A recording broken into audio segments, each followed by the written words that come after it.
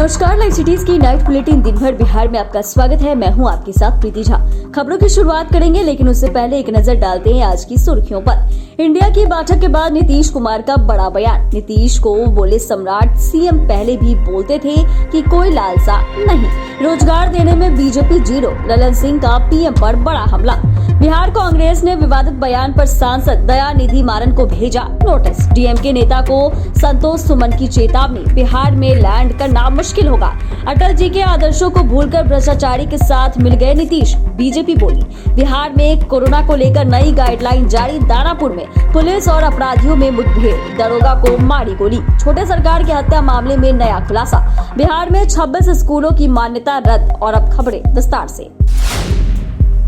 गठबंधन से नाराजगी पर मुख्यमंत्री नीतीश कुमार ने स्थिति स्पष्ट कर दी है। उन्होंने कहा कि नाराजगी की बात गलत है, वह बिल्कुल भी गठबंधन से नाराज नहीं है।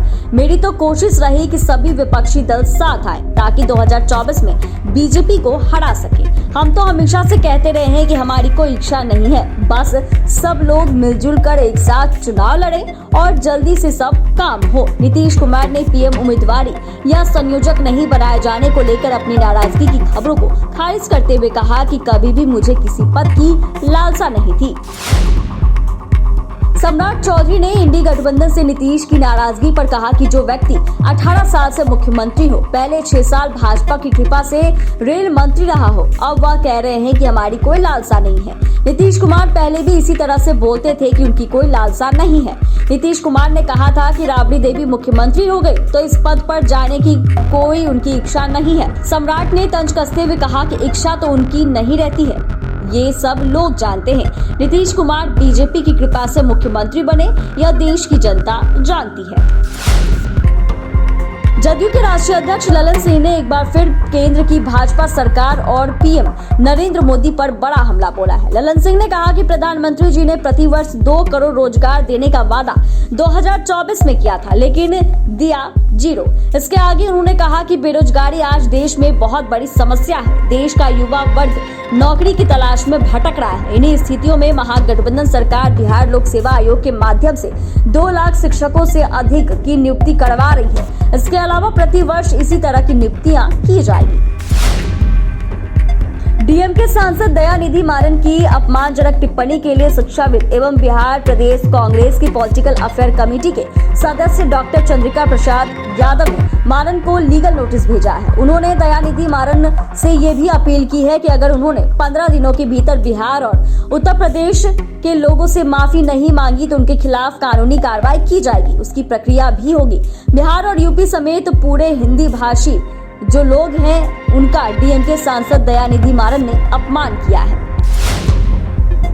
डीएमके सांसद दयानिधि मारन की ओर से यूपी और बिहार के हिंदी भाषी लोगों के लिए विवादित बयान पर राजनीतिक घमासान थम नहीं रहा है। हम के राष्ट्रीय अध्यक्ष और पूर्व मंत्री संतोष कुमार सुमन ने कहा कि अगर ऐसा ही चलता रहा तो बिहार की धरती पर उतरना मुश्किल हो जाएगा। बिहार के उनके साथी कुछ नहीं कह पाएंगे। ये तो बहुत ही दुर्भाग्यपूर्ण बात है कि बिहार लोकतंत्र की जननी है। बिहारी पर इसी तरह की टिप्पणी की इन लोगों को हिंदी भाषी लोगों से कोई प्रेम और मतलब नहीं है। सीएम नीतीश कुमार के द्वारा अटल बिहारी वाजपेयी की जयंती मनाने को लेकर भी सियासत शुरू हो गई है। नित्यानंद राय ने सीएम नीतीश कुमार पर तंज कसा। उन्होंने कहा कि नीतीश कुमार अटल जी के आदर्शों को भूल गए। उन्होंने कहा कि अटल जी को भूलकर आज वे भ्रष्टाचारी के पक्ष में बैठ गए हैं, जहां बिल्कुल अराजकता वाली स्थिति है। नीतीश कुमार ने ये सब कुर्सी के लिए किया है। नीतीश कुमार और राजद की विचारधारा में कोई अंतर नहीं है। दोनों एक दूसरे को पूरक बनकर बिहार को बर्बाद कर रहे हैं। कोरोना के बढ़ते मामले को लेकर केंद्र और राज्य सरकारें अलर्ट मोड पर है। पटना में 2 और गोपालगंज में 1 संक्रमित मरीज के मिलने के बाद बिहार सरकार के स्वास्थ्य विभाग ने राज्य के सभी सरकारी और निजी अस्पतालों के लिए कई गाइडलाइन जारी किया है। कोरोना को लेकर सख्ती बढ़ाने के निर्देश दिए हैं। स्वास्थ्य विभाग ने अस्पताल आने वाले सीवियर एक्यूट रेस्पिरेटरी इन्फेक्शन के रोगियों की कोरोना जांच अनिवार्य कर दिया है। अगर किसी व्यक्ति की जांच रिपोर्ट पॉजिटिव आती है तो जीनोम सीक्वेंसिंग भी की जाएगी। स्वास्थ्य विभाग ने सभी जिलों को आरटीपीसीआर जांच की संख्या बढ़ाने के निर्देश दिए हैं। राजधानी पटना में अपराधी बेखौफ हो गए हैं। ताजा मामला बेऊर थाना अंतर्गत कृष्ण विहार कॉलोनी का है। जहां पुलिस और अपराधियों के बीच मुठभेड़ की घटना सामने आई है। हथियार से लैस अपराधियों ने दानापुर दरोगा को गोली मार दी, जिससे वो जख्मी हो गए। फिलहाल दरोगा फुलन कुमार राम का इलाज चल रहा है और उनकी हालत स्थिर है। घटनास्थल से पुलिस ने 3 अपराधी को गिरफ्तार किया। बता दें कि कृष्ण बिहार कॉलोनी में अपराधी टेलीकॉम टावर से बैटरी चोरी कर रहे थे। इसी दौरान बेऊर थाना के एक दरोगा को अपराधियों ने गोली मार दी। दानापुर कोर्ट कैंपस में गोलीबारी और हत्या के आरोपी को हथियार सप्लाई करने वाले को पुलिस ने गिरफ्तार किया है। दानापुर पुलिस ने नितेश कुमार को एक पिस्टल और 15 जिंदा कारतूस के साथ नौबतपुर से पकड़ा है। पिछले 15 दिसंबर को दिन दहाड़े कोर्ट परिसर में अपराधियों ने पेशी के लिए जाने के दौरान विचाराधीन कैदी अभिषेक सिंह उर्फ छोटे सरकार की हत्या कर दी गई थी। इस मामले में गिरफ्तार तहसीन के निशानदेही पर नौबतपुर से नितेश कुमार को गिरफ्तार किया गया है।